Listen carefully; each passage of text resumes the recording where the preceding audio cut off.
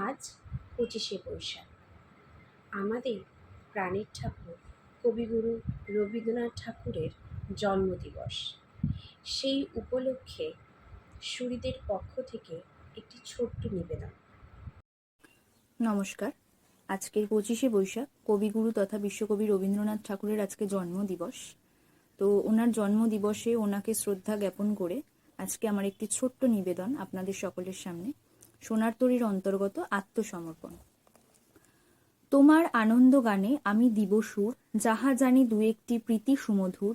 অন্তরের ছন্দগাথা দুঃখের ক্রন্দনে, বাজিবে আমার কণ্ঠ বিষাদ বিধুর।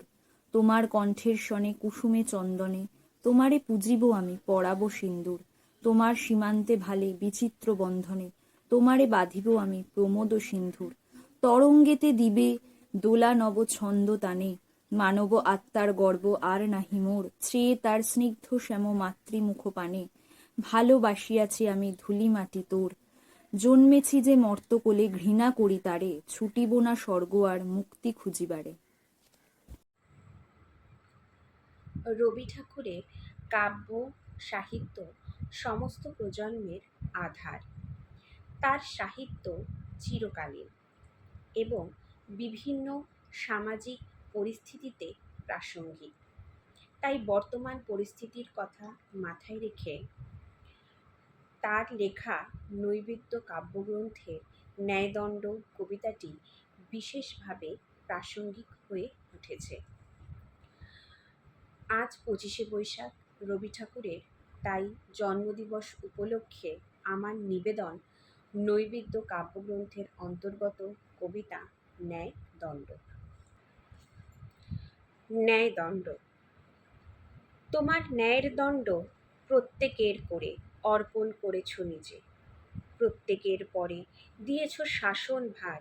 হে রাজাধিরাজ, সে গুরু সম্মান তব, সে দুরূহ কাজ নমিয়া তোমারে যেন শিরোধার্য করি সবিনয়। তব কার্যে যেন নাহি ডরি কভু কারে, ক্ষমা যেন ক্ষীণ দুর্বলতা।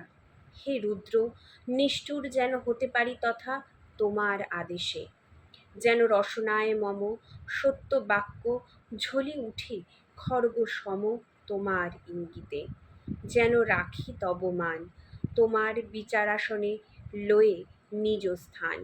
অন্যায় যে করে আর অন্যায় যে সহে, তব ঘৃণা যেন তারে তৃণ সমদহে।